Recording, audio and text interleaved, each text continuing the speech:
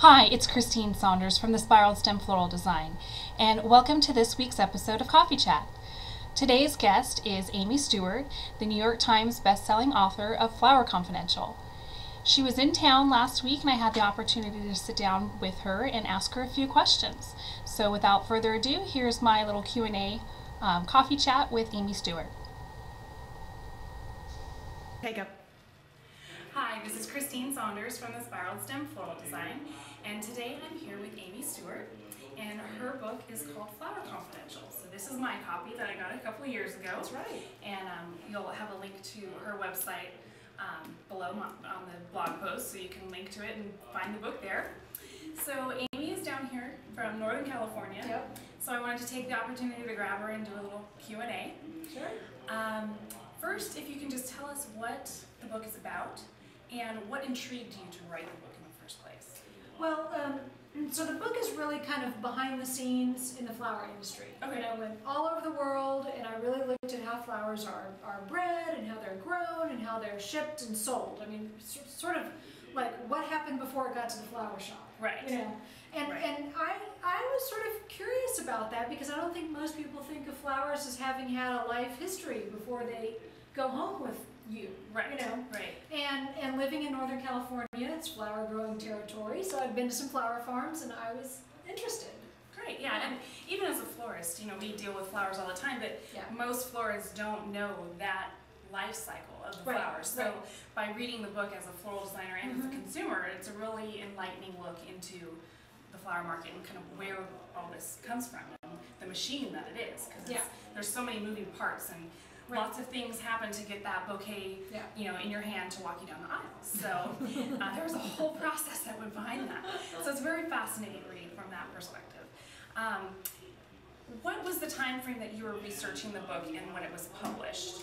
Well, let me think about this. So the book came out in 2007, and so I was really traveling in, say, 2004, Okay. and writing in 2005, and editing and getting ready for publication in 2006. So it's Okay. kind of this 3-year time period writing there. Okay. Yeah. So through the course of your travels and your investigation, what would you say the most surprising thing was that you know, as a consumer of flowers and a lover of flowers, but really not knowing where, Right. you know, as you're uncovering all this, what was the most exciting thing or unexpected thing that you found? Well, you know, I think what was so unexpected is how durable flowers actually are. I mean, people who are in the flower industry will like grab a bouquet of flowers and wave them, you know, it's like, no, really?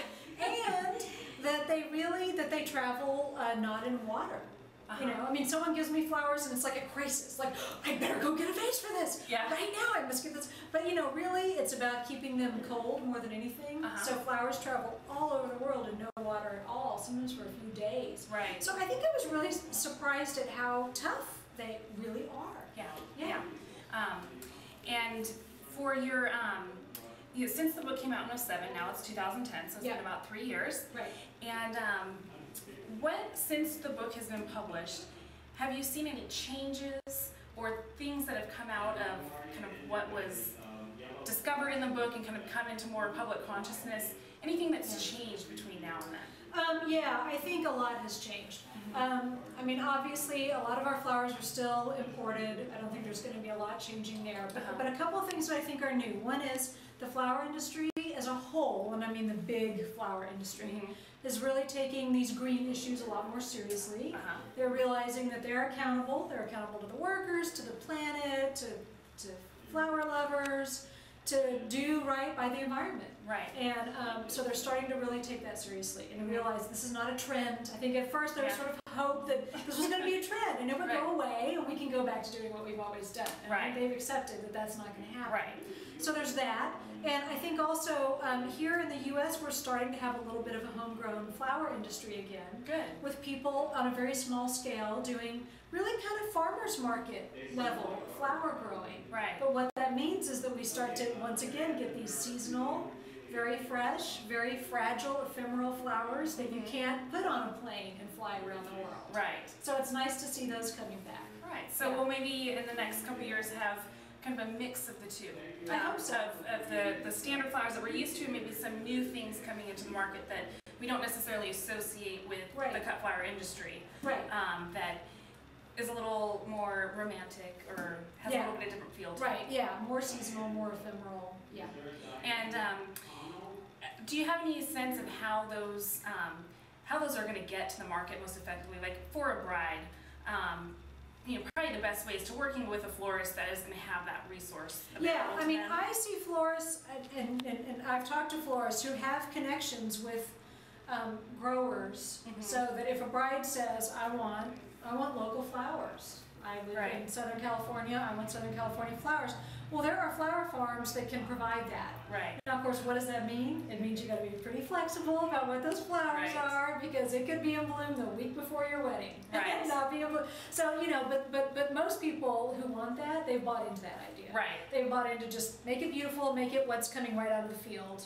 Right. That's what I want. Yeah. Whatever it is what it's going to be. Yeah. And I've had clients that, you know, their primary concern is that they have an eco-friendly wedding, a green wedding. Right. And so how that translates into flowers is that we set the color tone and the scale and like what the size of the arrangement is and such. But it really is up to me as a floral designer to source that product for them. And it's fun for me because I get to work with things that I may not have otherwise, and it gives me some flexibility to find some good stuff for them. So it's a fun situation to be in as a florist when you have a customer task you with that. It is, yes. Yeah. Great. Well, you are going to be heading off tomorrow back home.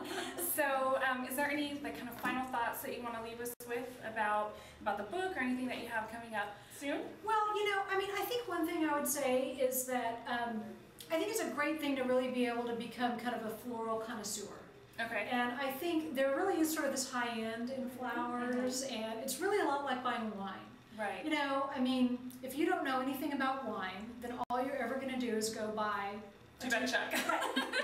Because price is the only information you have. You don't have any other information. Right. And but if you know a little about wine and you walk into a wine shop and you're like, I want to get a nice $30 bottle of wine to take to this dinner party, you're going to have something really great. Right. Well, and I think people are getting to have that level of connoisseurship with flowers a little bit. Nice. And that's a wonderful thing. Absolutely. Yeah, because you appreciate a little bit more where they came from, and that you're just getting something that's not so run of the mill.